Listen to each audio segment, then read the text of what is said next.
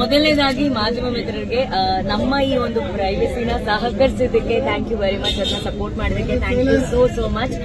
ಮದುವೆ ಬಹಳ ಸುಂದರವಾಗಿ ಸರಳವಾಗಿ ನಡೀತು.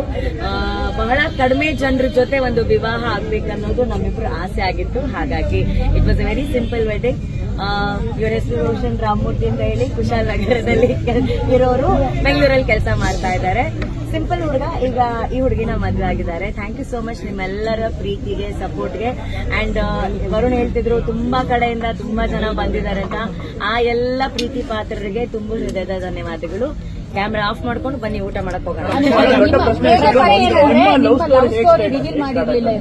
ಆಕ್ಚುಲಿ ಯಾರು ಹೇಳಿದ್ರು ನಮ್ಮಲ್ಲಿ, ಅದಕ್ಕೆ ನಾವ್ ಯಾರು ಹೇಳ್ತಾ ಇಲ್ಲ. It's simple love story. ನಾವಿಬ್ರು ಫ್ರೆಂಡ್ಸ್ ಆದ್ವಿ, ಕಾಫಿ ಕುಡಿದ್ವಿ. ನಂಗೆ ಅವ್ರು ಇಷ್ಟ ಆದ್ರು, ಅವ್ರಿಗೆ ನಾನು ಇಷ್ಟ ಆದೆ.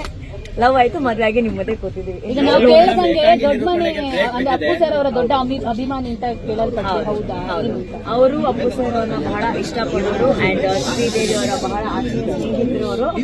ಸೊ ಅವ್ರ ಥ್ರೂನೇ ಆಕ್ಚುಲಿ ಅಪ್ಪು ಸರ್ ಅವರ ಕಾರ್ಯಕ್ರಮದಲ್ಲಿ ನಾವು ಮೀಟ್ ಮಾಡಿದ್ದು ಪುನೀತ ಪರ್ವದಲ್ಲಿ. ಸೊ ಒಂದು ಲೆಕ್ಕದಲ್ಲಿ ಅಪ್ಪು ಸರೇ ನಮಗೆ ಸೇರಿಸಿದ್ದಾರೆ ಅಂತ ಅನ್ಕೊಂಡು.